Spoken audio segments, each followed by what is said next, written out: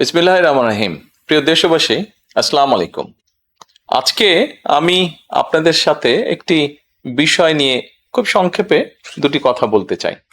যে বিষয়টি সমাজের প্রত্যেকটি শ্রেণী পেশার মানুষকে স্পর্শ করে। যে বিষয়টি কি সেটি সেটি হচ্ছে আমাদের পরিবেশ। অর্থাৎ আমি, আপনি, আমরা সকলে যে পরিবেশটাতে থাকি সেই পরিবেশটি কেমন, আমার আশপাশটি কেমন। আপনারা নিশ্চয়ই অধিকাংশ ক্ষেত্রে খেয়াল করে দেখেছেন, আমরা ঢাকা শহরের যে কোনো রাস্তাঘাটই হোক, যে কোনো এলাকাই হোক, যে কোনো জেলা শহরের এলাকাই হোক, রাস্তাঘাট হোক, এমনকি উপজেলা পর্যায়েও ক্ষেত্র বিশেষে বিভিন্ন গ্রামগঞ্জেও আমরা দেখেছি যে যেখানে বাজার ঘাট বা রাস্তা চলাচলে বেশি, সেই জায়গাগুলোতে চারিদিকে একটা জিনিস খুব পরিষ্কারভাবে চোখে পড়ে, যেটি আমরা যখন ছোট ছিলাম, আজকে থেকে 40 বছর আগে, 30 বছর আগে দৃশ্যটা এমন ছিল না, কিন্তু বর্তমানে দৃশ্যটা এইরকম। সেটা কেমন? চারিদিকে আমার, আপনার, আমাদের ব্যবহার করা হাতের টিস্যু, অথবা আমার আপনার খাওয়া চিপসের প্যাকেট, অথবা বাসায় ব্যবহার করা রান্নার তেল, যে তার প্লাস্টিকের বোতলটি, অথবা আমি বা আপনি পানি পান করেছি প্লাস্টিকের বোতল থেকে, সেই বোতলটি, এরকম আরো অনেক ধরনের আবর্জনা যত্র তত্র সব জায়গায় ছড়িয়ে আছে। কোনো জায়গায় একটু বেশি জমা হয়ে আছে, অথবা যত্র তত্র লোকালয়ে চারিদিকে ছড়িয়ে আছে। চিন্তা করে দেখুন তো, আপনার ঘরে, যে ঘরটিতে আপনি থাকেন, যে বাসাটিতে আপনি থাকেন, যদি চারিদিকে এমন টিস্যু ছড়িয়ে থাকতো, যদি চারিদিকে এমন আবর্জনা ছড়িয়ে থাকতো, আপনার কাছে কি ভালো লাগতো দেখতে? নিশ্চয়ই না, আমাদের কারো কথাই ভালো লাগতো না। কবি তো সুন্দরভাবে লিখেছেন, সবুজ শস্য শ্যামলা আমার এই ভুবন। তো আসুন না, আমরা কেন আমাদের পরিবেশটাকে সুন্দর করতে পারবো না?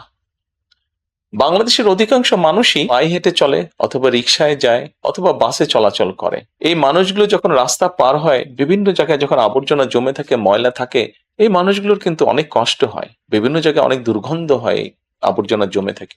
তবে আমরা যদি সকলে মিলে একটু সচেতন হই, আমরা যদি নিজেরা সচেতন হই, যত্রতত্র যদি আমাদের ব্যবহারকৃত আবর্জনাগুলো যদি যত্রতত্র আমরা না ফেলে দিই, আমরা যদি একটি নির্দিষ্ট জায়গায় এই আবর্জনাকে জমা করি এবং নির্দিষ্ট উপায়ে যদি এটাকে পরে ধ্বংস করি, তাহলে যেমন আমাদের পরিবেশটি ভালো থাকবে, ঠিক একইভাবে আমরা আমাদের পরিবেশটাকে সুন্দরভাবে রাখতে পারবো।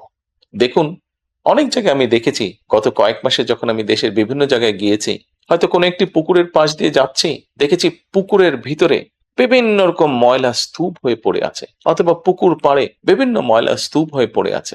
অথচ এক সময় কিন্তু এই পুকুর পাড়ে এই মানুষ বিকেলে বসতো, গল্প করত পরিবার পরিজন নিয়ে, কিন্তু এখন আবর্জনার জন্য সেটি সম্ভব হয় না।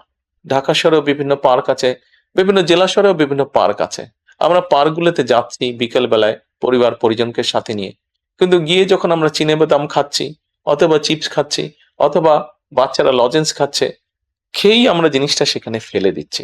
আমরা যখন যাই তখন হয়তো যারা পরিচ্ছন্ন কর্মী তারা হয়তো পরিষ্কার করে রাখছে, কিন্তু আমরা যখন বেরিয়ে আসছি তখন আর সেটি আগের মতন পরিষ্কার থাকছে না।